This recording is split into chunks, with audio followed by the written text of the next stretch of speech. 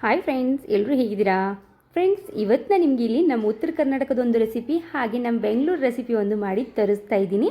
ನಾವು ಈ ಸೊಪ್ಪಿಗೆ ಚಿಲ್ಕರ್ವೆ ಅಂತ ಕೂಡ ಇಲ್ಲಿ ಬೆಂಗಳೂರಲ್ಲಿ ಕರೀತಾರೆ. ಹಾಗೆ ನಮ್ಮ ಉತ್ತರ ಕರ್ನಾಟಕ ಕಡೆ ಎಲ್ಲ ಇದಕ್ಕೆ ಕಿರಿಕ್ಸಾಲಿ ಪಲ್ಯ ಅಂತ ಕೂಡ ಕರೀತಾರೆ. ಸೊ ಇದರಲ್ಲಿ ಎರಡನ್ನ ಒಂದೇ ಸೊಪ್ಪಲ್ಲಿ ನಾನು ಎರಡು ರೀತಿಯ ಇವತ್ತು ರೆಸಿಪಿಯನ್ನು ಮಾಡಿ ತೋರಿಸ್ತಾ ಇದ್ದೀನಿ. ಮೊದಲಿಗೆ ಒಂದು ಮುಷ್ಟಿ ಆಗೋಷ್ಟು ತೊಗರಿಬೇಳೆಗೆ ಒಂದು ಮುಷ್ಟಿ ಆಗೋಷ್ಟು ಚಿಲ್ಕರ್ವೆ ಸೊಪ್ಪನ್ನು ಸೇರಿಸ್ಕೊತಾ ಇದ್ದೀನಿ.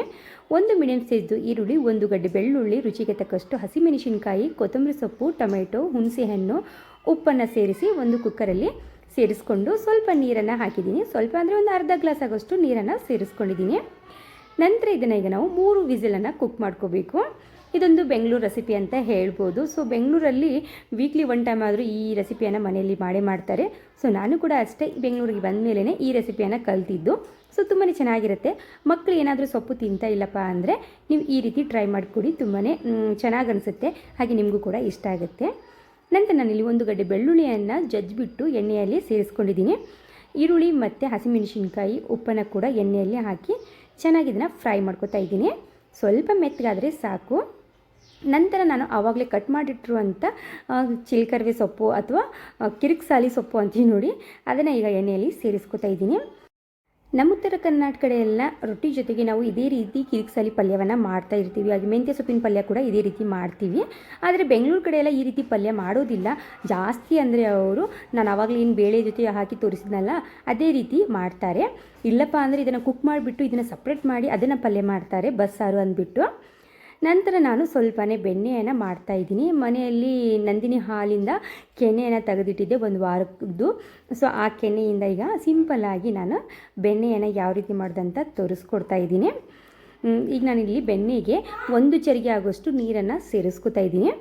ನಂತರ ಇದಕ್ಕೆ ಕಡುಗೋಳು ಅಂತ ಕರೀತಾರೆ. ಸೊ ಏನೋ ಇನ್ನೊಂದು ಅಂತಾರೆ, ನನಗೆ ಗೊತ್ತಿಲ್ಲ. ನೀವು ಬೇಕಾದರೆ ಮಿಕ್ಸಿಯಲ್ಲಿ ಕೂಡ ಆನ್ ಆಫ್ ಮಾಡಿದ್ರೆ ಬೆಣ್ಣೆ ಬೇಗ ಈಸಿ ಆಗುತ್ತೆ.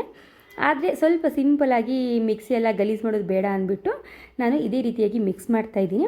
ಒಂದು 5 ನಿಮಿಷ ಅನ್ನೋದರಲ್ಲೇ ಬೆಣ್ಣೆ ಇಲ್ಲಿ ರೆಡಿ ಆಯಿತು. ನೋಡ್ತಾ ಇರ್ಬೋದು ಬೆಣ್ಣೆ ಎಲ್ಲ ಸೈಡ್ಗೆ ಯಾವ ರೀತಿ ಇದು ಬರ್ತಾಯಿದೆ ಅಂದ್ಬಿಟ್ಟು.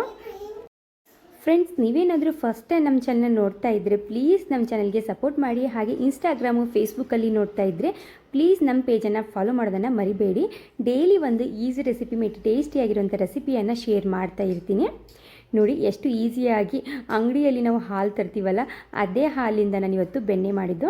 ನಾನಿಲ್ಲಿ ನಂದಿನಿ ಹಾಲನ್ನು ತೊಗೋತೀನಿ. ಆರೆಂಜ್ ಕಲರ್ ಪಾಕೆಟ್ ಬರುತ್ತೆ ನೋಡಿ, ಆ ಪಾಕೆಟನ್ನು ತೊಗೋತೀನಿ. ಅಂದರೆ ಕೆನೆ ತುಂಬ ಚೆನ್ನಾಗಿ ಬರುತ್ತೆ.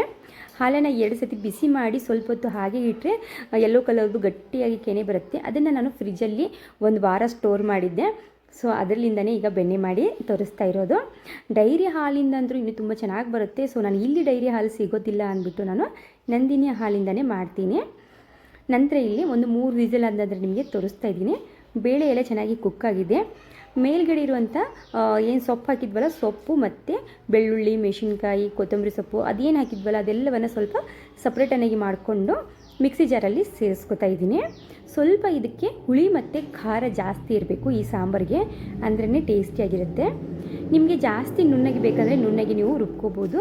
ಇಲ್ಲಪ್ಪ ಸ್ವಲ್ಪ ತರಿಯಾಗಿ ಸೊಪ್ಪು ಕಾಣೋ ರೀತಿಯಲ್ಲಿ ಬೇಕಪ್ಪ ಅಂದರೆ ಅದು ಆ ರೀತಿ ಕೂಡ ರುಬ್ಕೋಬೋದು. ಈಗ ನಾನಿಲ್ಲಿ ಬೇಳೆ ಜೊತೆಗೆ ಸೇರಿಸ್ಕೊತಾ ಇದ್ದೀನಿ. ಆದಷ್ಟು ಬೇಳೆಯನ್ನು ಕಡಿಮೆ ಹಾಕ್ಕೊಳ್ಳಿ. ಜಾಸ್ತಿ ಬೇಳೆ ಹಾಕೊಂಡ್ರೆ ಅಷ್ಟು ಟೇಸ್ಟಿಯಾಗಿ ಅನಿಸೋದಿಲ್ಲ. ನಿಯಮಕ್ಕೆ ಅಂತೀವಿ ನೋಡಿ, ಒಂದು 4 ಕಾಳು ಆ ರೀತಿ ಹಾಕ್ಕೊಳ್ಳಿ. ಅಂದರೆ ನಾನಿಲ್ಲಿ ಸಾಂಬಾರು ಜಾಸ್ತಿ ಮಾಡ್ತಾಯಿದ್ದೀನಿ ಅಂತ ಒಂದು ಮುಷ್ಟಿ ಆಗೋಷ್ಟು ಬೇಳೆಯನ್ನು ಹಾಕ್ಕೊಂಡಿದ್ದೀನಿ. ನೋಡಿ ಈಗ ಮಿಕ್ಸಿ ಜಾರನ್ನು ವಾಶ್ ಮಾಡಿಕೊಂಡು ನೀರನ್ನು ಸೇರಿಸ್ಕೊತಾ ಇದ್ದೀನಿ.